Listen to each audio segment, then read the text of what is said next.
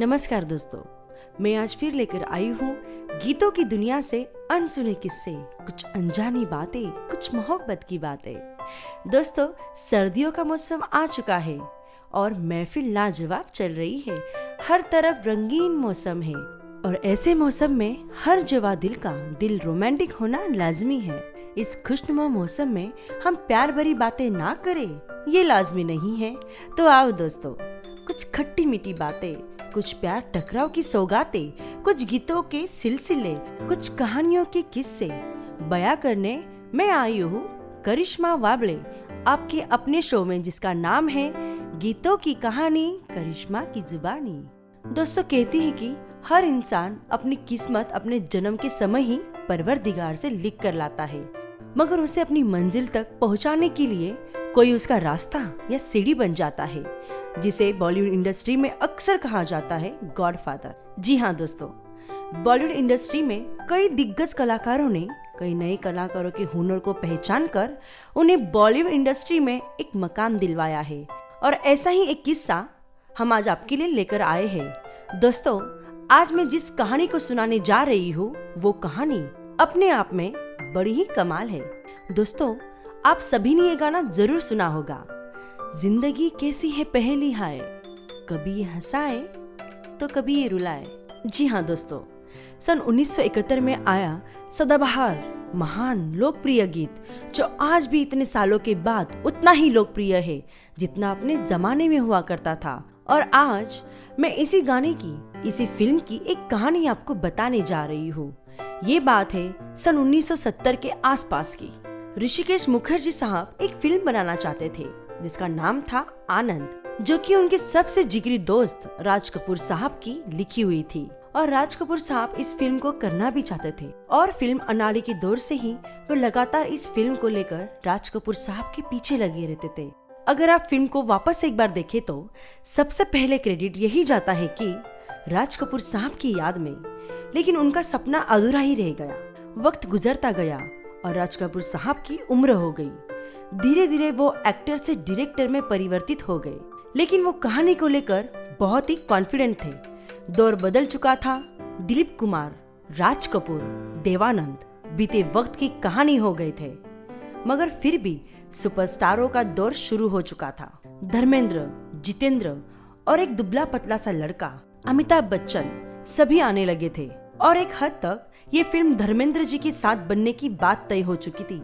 मगर वक्त के हाथ में कुछ होता नहीं और ये फिल्म उस वक्त के सबसे बड़े सुपरस्टार राजेश खन्ना के साथ बनाई गई। फिल्म के संगीतकार थे सलीम चौधरी। अब क्योंकि ये फिल्म एक फिलोसफिकल फिल्म थी, एक जिंदगी के तरीके की फिल्म थी, इस फिल्म के गाने लिखने के लिए भी कमाल के लिरिक्स राइटर की जरूरत थी।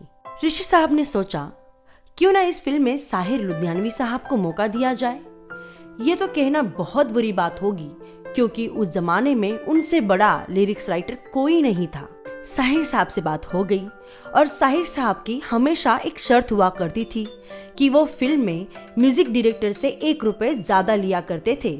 और उससे भी बड़ी बात थी कि जिस फिल्म में साहिर लुधियानवी जी लिखते थे उस फिल्म में कोई और नहीं लिखता था। तो फिर फिल्म शुरू हो गई।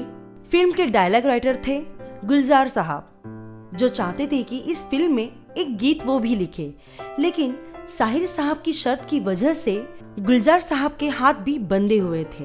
अब फिल्म का काम तो शुरू हुआ था, छोटी मोटी शूटिंग भी शुरू हो चुकी थी। बम्बई शहर के अंधेरी ईस्ट में एक स्टूडियो के अंदर हुआ यूं कि एक दुबला पतला सा लड़का आया और ऋषि साहब से कहने लगा कि सर, मैं आपकी फिल्म में गाना लिखना चाहता हूँ, मुझे एक मौका दीजिए।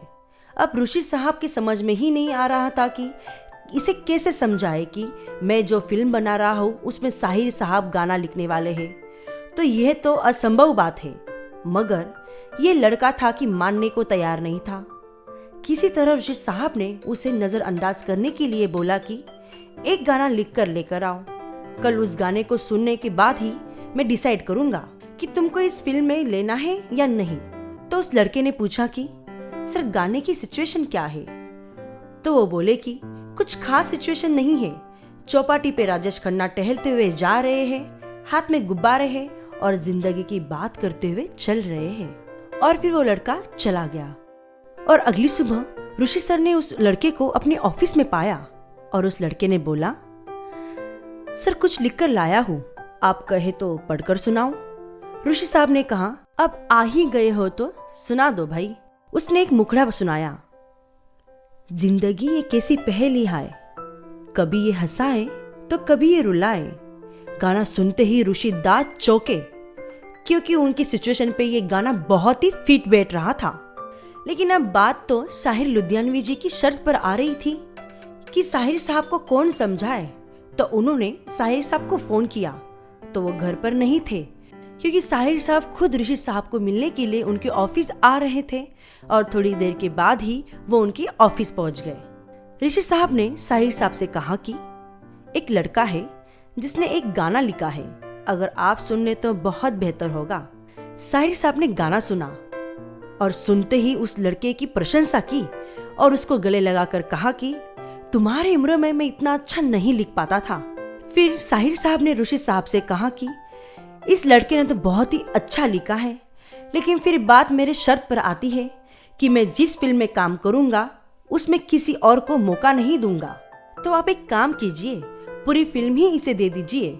रही बात मेरे करियर की, तो मैं साहिर लुधियानवी हूँ और अगर इस बच्चे ने ये फिल्म की तो इसका भी करियर बन जाएगा।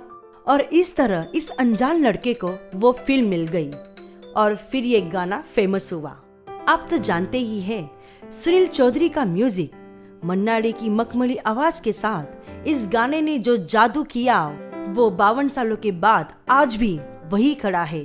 और वो गाना था, जिंदगी कैसी है पहेली हाय, कभी ये हंसाए तो कभी ये रुलाए। तो दोस्तों, क्या आप जानना चाहते हैं कि वो लिरिक्स राइटर कौन थे?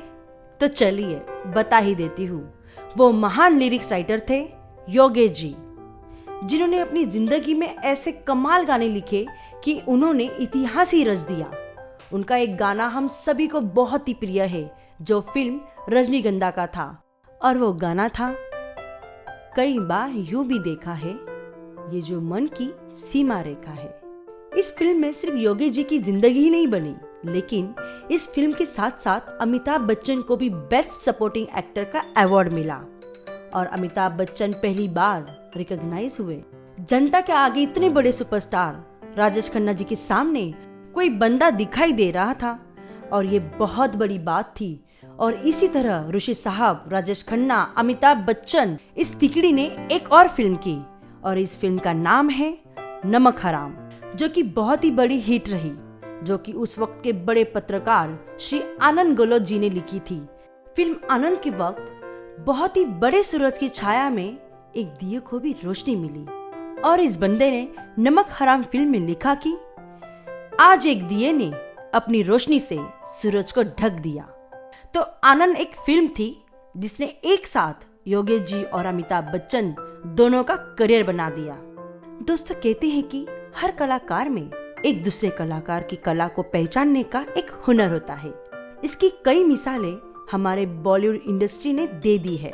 कई महान कलाकारों ने नए नए कलाकारों को बॉलीवुड इंडस्ट्री में अपने मकाम तक पहुंचने की राह दिखाई है। इसीलिए तो कहते हैं, सफलता की राह ने नए चेहरे को जगाया, उन्हें मौका दिया, अपने सपनों को सच करने का रास्ता सजाया। तो दोस्तों, आपको हमारा ये एपिसोड कैसा लगा, आप हमें कमेंट के द्वारा बता सकते हैं। और ऐसे ही नए नए एपिसोड्स देखने के लिए हमारे इस चैनल को सब्सक्राइब कीजिए, जिसका नाम है करिश्मा हिट्स। तो फिर मुलाकात होगी ऐसे ही नए किस्से के साथ में हमारे इस शो में, जिसका नाम है गीतों की कहानी, करिश्मा की जुबानी। धन्यवाद।